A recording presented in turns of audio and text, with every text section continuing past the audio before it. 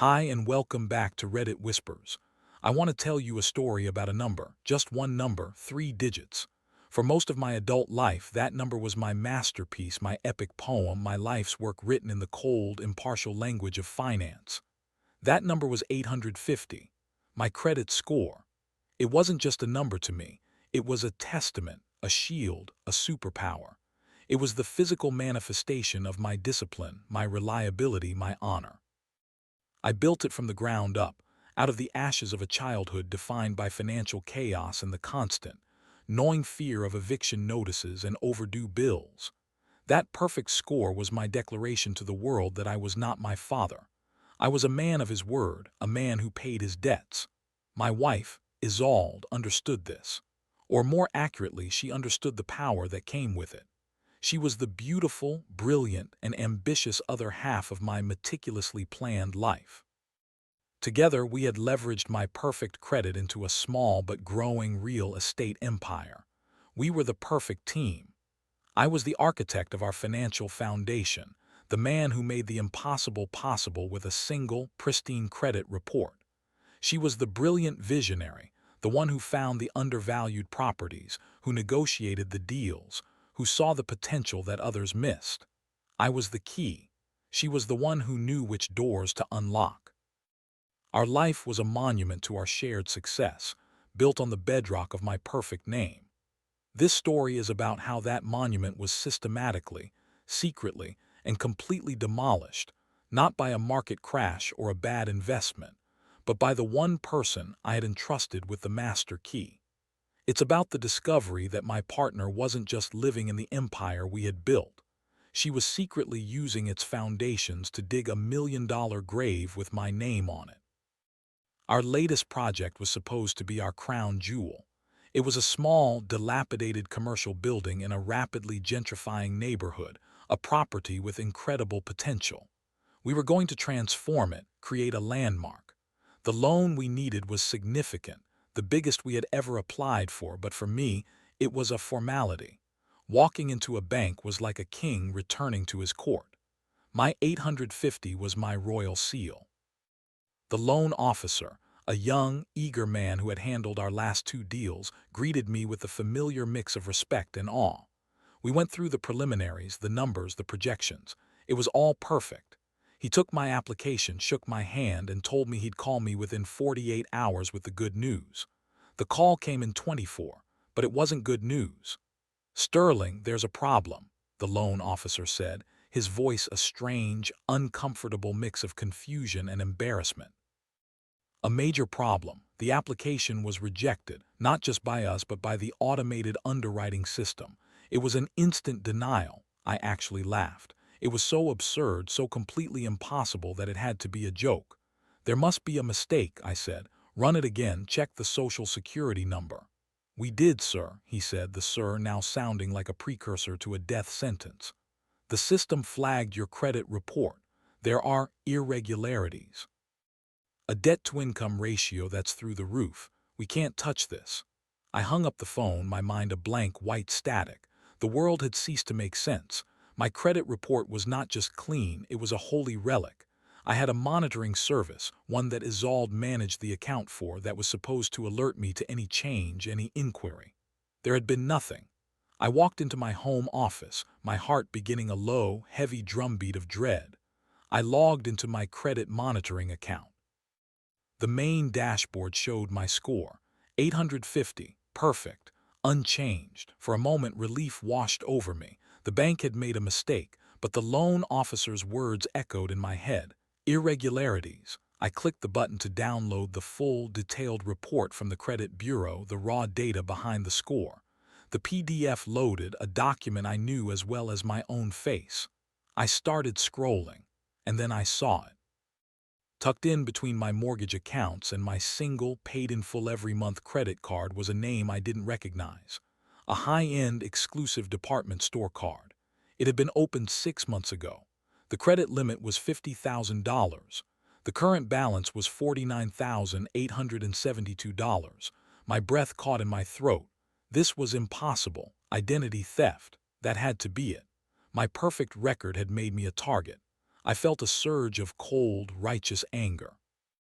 I kept scrolling, my eyes scanning the page with a new, frantic intensity, and I found another one, and another, a card from a luxury airline, a card from a boutique hotel chain, a card from an online retailer that sold watches worth more than my first car.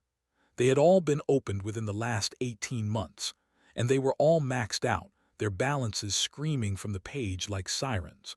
My mind was scrambling, trying to build a narrative that made sense. A sophisticated team of identity thieves, an international ring. But how? How had they bypassed my security freezes, my fraud alerts? How had they managed to have the cards sent to a secure address? And how had there been no notifications? It was then that I scrolled down to the section that listed recent credit inquiries, the footprint left behind whenever someone tries to open a new line of credit in your name. The list was a page long, inquiry after inquiry. Personal loans from online fintech lenders, lines of credit from obscure high-interest financing companies, and at the bottom of the list, a series of inquiries from auto lenders for luxury vehicles. I started to add the numbers up in my head, a rough, terrifying calculation. The balances on the cards I had seen were close to $200,000, but the inquiries, they represented something far larger. They represented a concerted, systematic effort to leverage my name for every last penny it was worth. And then I saw the final, devastating entry. It wasn't a credit card.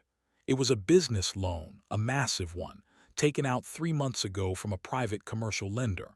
The borrower listed was a company I had never heard of, Isolde Designs LLC. The loan had been personally guaranteed by me. My name, my social security number, my pristine financial history had been the collateral. The loan amount was $750,000. I stared at the number and the world dissolved. The identity theft theory, the comforting fantasy of an external enemy, evaporated in a puff of smoke. There was no international ring of thieves. There was only one person in the world who had the access, the opportunity, and the intimate knowledge of our financial lives to pull this off. One person who managed the mail, the online accounts, the passwords. One person who knew exactly how much my name was worth.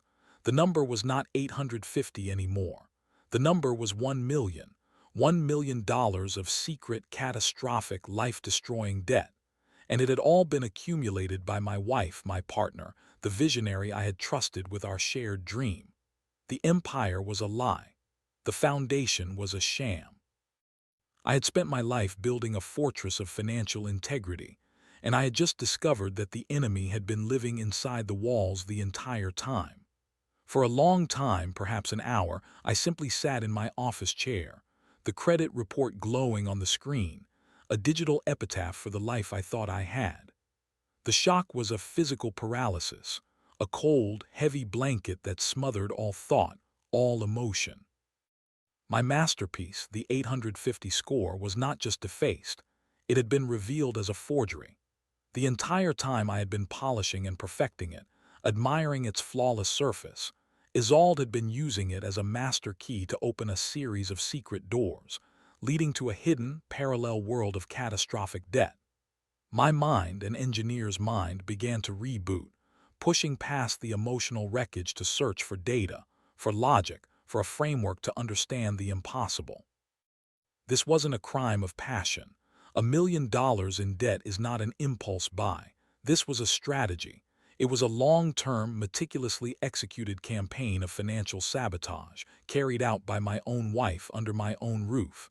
I needed to see the full picture. The credit report was the what. I desperately needed to understand the how and the why. I became a forensic investigator of my own marriage. My first stop was the mail. Isolde had always been the one to get the mail, a small daily ritual I had never thought twice about. She would sort it at the kitchen counter, creating a neat pile for me of what she deemed important, while the rest, she said, was just junk mail she would shred. I went to her home office, a space I rarely entered, her private domain. In the bottom drawer of her filing cabinet, behind a stack of old tax returns, I found a locked metal box. The key, ironically, was in the small porcelain dish on her desk where she kept paper clips. Inside the box was not cash or jewelry, but a thick stack of envelopes. They were all addressed to me, all from the credit card companies and lenders from the report. She had been intercepting my mail for nearly 2 years. I opened one. It was a statement for the department store card, a dizzying list of purchases, designer handbags, shoes that cost more than our monthly mortgage payment, a single charge for couture that was 5 figures. I opened another for the airline card.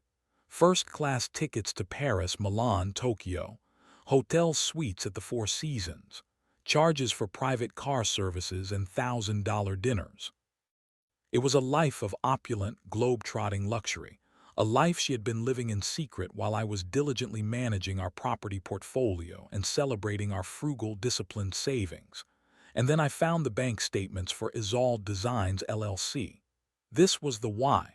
It was a business, a lifestyle brand she had created. The massive loan she had taken out in my name was the seed capital. The statements showed a catastrophic burn rate. Tens of thousands spent on website development, on social media marketing, on renting lavish pop-up shop locations. It was a fantasy of entrepreneurship, a desperate attempt to project an image of success that was being financed by a secret, ever-growing mountain of my debt. The income side of the ledger was a pathetic trickle. The business was a black hole, a financial vortex that was swallowing my life's work. The betrayal was so profound, so multifaceted, that I could barely process it. It wasn't just that she had spent the money. It was the deception, the sheer, cold-blooded audacity of it. Every morning she had sat across the breakfast table from me, discussing our shared properties, our shared future, while knowing she was actively, systematically destroying it. Every time she had praised my financial discipline, she had been mocking me. Every hug, every kiss, every "I love you" was a lie, a piece of performance art designed to keep the fool, the mark, the man with the 850 credit score, compliant and unsuspecting. I went back to my office, the evidence spread across my desk, a mosaic of her secret life. I logged back into our shared accounts, but this time I looked with new eyes.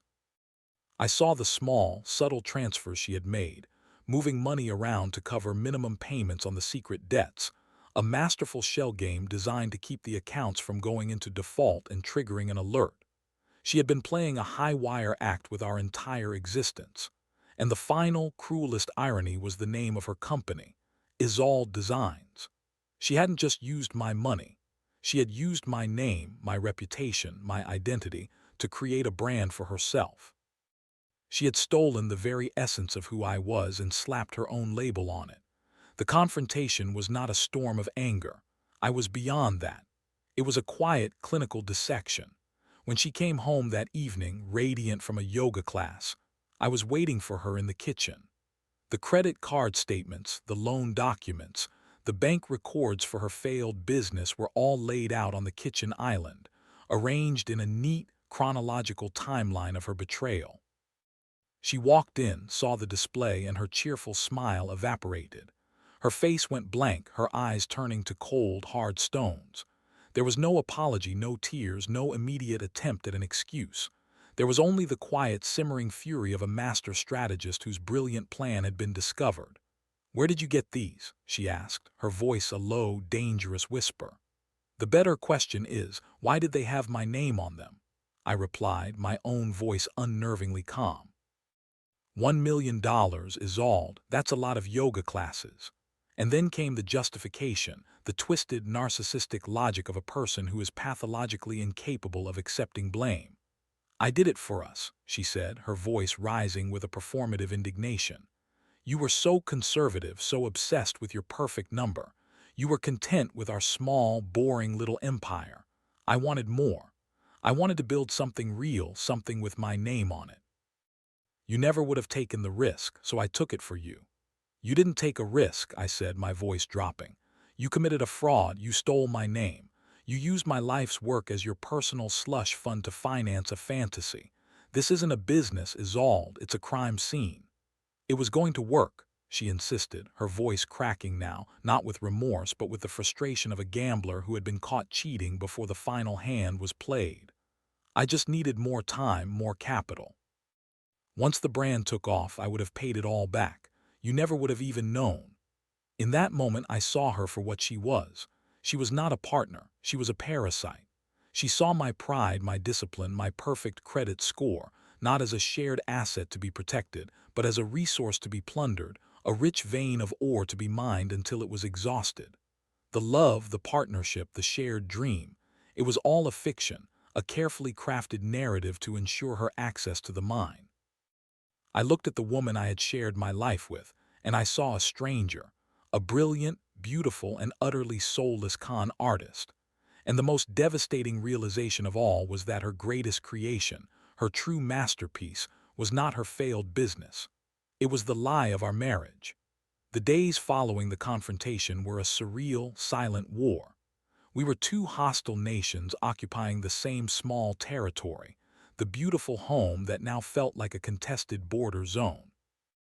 The air was thick with unspoken accusations and the suffocating weight of her unrepentant betrayal. Her initial justifications had curdled into a sullen, defiant silence. In her mind, she was the victim, the misunderstood visionary whose brilliant plan had been thwarted by my small-mindedness. She saw my discovery not as the uncovering of a profound wrong, but as an inconvenient obstacle to her ambition. She was not sorry for what she did. She was furious that she had been caught. My own emotions had moved beyond the initial shock and into a state of cold, grim resolve. The man who had been proud of his perfect score was gone, replaced by a ruthless damage control expert. My life's work was not just a portfolio of properties. It was now an active disaster site, and I was the lead engineer in charge of a controlled demolition. I had to assume that every part of our shared financial life was compromised. I spent hours on the phone with fraud departments, with credit bureaus, with lawyers. Each call was a fresh humiliation, a forced confession of my own spectacular failure of judgment. I had to explain, over and over again, that the man with the perfect credit score had somehow allowed his own wife to secretly accumulate a seven-figure debt in his name. The story sounded insane, the excuse of a desperate man trying to escape his own reckless spending. But the evidence was, thankfully, on my side. The different mailing addresses she had used for the secret accounts, the IP addresses from her personal laptop used to submit the online applications, the very existence of her separate, failing business. It all painted a clear picture of deliberate, calculated fraud. The legal battle was going to be a brutal, protracted war. My lawyer was blunt. While I had a strong case for fraud, the immediate reality was that my name was on the dotted line. The creditors didn't care about the story of my betrayal, they cared about the signature. They would come after me, the guarantor with the once perfect credit history, with the full force of their legal departments. Isolde, on the other hand, had insulated herself brilliantly. Her business, the LLC, could declare bankruptcy, protecting her from the massive commercial loan. The credit card debt was tied to my name, not hers. She had designed the entire scheme to ensure that if the bomb went off, I would be the one standing at ground zero. The true scope of her sociopathy became clear when her lawyer contacted mine. Her opening salvo in our divorce proceedings was not a request for a peaceful settlement. It was a demand for half of the remaining assets, the properties that were still in my name and not yet seized by creditors, and a demand for alimony. Her legal argument was that she had sacrificed her own career potential to support my real estate ventures, and was therefore entitled to be compensated for her lost earning years. The audacity was breathtaking. She had systematically destroyed my financial life, and was now suing me for a portion of the wreckage, claiming she was the victim. This was the moment I understood that I was not dealing with a flawed human being who had made a series of terrible mistakes. I was dealing with a predator, a creature devoid of empathy or shame, for whom concepts like love and loyalty were merely strategic tools to be used and discarded. My life's mission, which had once been the noble pursuit of building an empire, was now reduced to a single grim objective: survival. The first casualties were the properties. The crown jewel, the commercial building we were supposed to transform, was the first to go, the deal collapsing under the weight of my now toxic credit. Then came the others. I had to start liquidating our portfolio, selling off the very properties that were the source of my pride and our income, just to cover the interest payments on the secret debts and to pay my mounting legal fees. Each sale was like amputating a limb. These weren't just assets to me. They were the physical proof of my life's philosophy, the tangible result of my discipline. Watching them be sold off to strangers for less than they were worth was a slow, agonizing death of the man I used to be. The phone calls were relentless. Collection agencies, with their soulless, automated voices and their thinly veiled threats. Lawyers from the credit card companies. The commercial lender who held the massive note for Isolde Designs LLC. My name, once a golden key, was now a red flag, a mark of shame in the financial world. And then came the final, most devastating blow: the bankruptcy. My lawyer advised me it was the only way. The sheer volume of the debt was insurmountable. To continue fighting would be to spend the rest of my life as an indentured servant to Isolde's failed ambitions. Declaring bankruptcy was the only way to cauterize the wound, to stop the bleeding. The day I walked into the courthouse to file the papers was the day my old self died. The pride, the honor, the identity I had built around that perfect three-digit number, it all turned to dust. I was forced to stand before a trustee and list out my failures, to have my life's work reduced to a series of forms and schedules. My 850 credit score, the masterpiece I had spent a lifetime creating, was officially dead. It was replaced by a number so low it was a punchline, a scarlet letter I would have to wear for the next decade. I had hit rock bottom. I had lost my wife, my business, my homes, my savings, and the very name I had worked so hard to build. I was back where I had started as a child, in a world of financial chaos and fear. But this time was worse. Because this time, I knew that the architect of my destruction was not some abstract force of fate or misfortune. It was the woman I had loved, the woman who had lain beside me for 12 years, whispering words of encouragement while she was silently, meticulously digging my grave. The years following the bankruptcy were a long, colorless exile. I was a ghost in my own life, haunted by the specter of the man I used to be. I moved into a small, faceless apartment in a part of town I barely recognized, a place where no one knew my name or my story. My world, which had once been a sprawling map of properties and possibilities, had shrunk to the size of a single room and a job I took not for passion or ambition, but for the simple, grim necessity of a paycheck. I worked as a financial administrator for a mid-sized logistics company, a job of soul-crushing mediocrity. I spent my days staring at spreadsheets, processing invoices, the irony of my situation a constant, bitter companion. The man who had once built a real estate empire on the strength of his name was now a faceless cog in a corporate machine, his own name so toxic he could barely qualify for a department store credit card. The shame was a physical presence, a heavy cloak I wore everywhere. I cut myself off from my old life, from the friends who had witnessed my success and would now only see my catastrophic failure.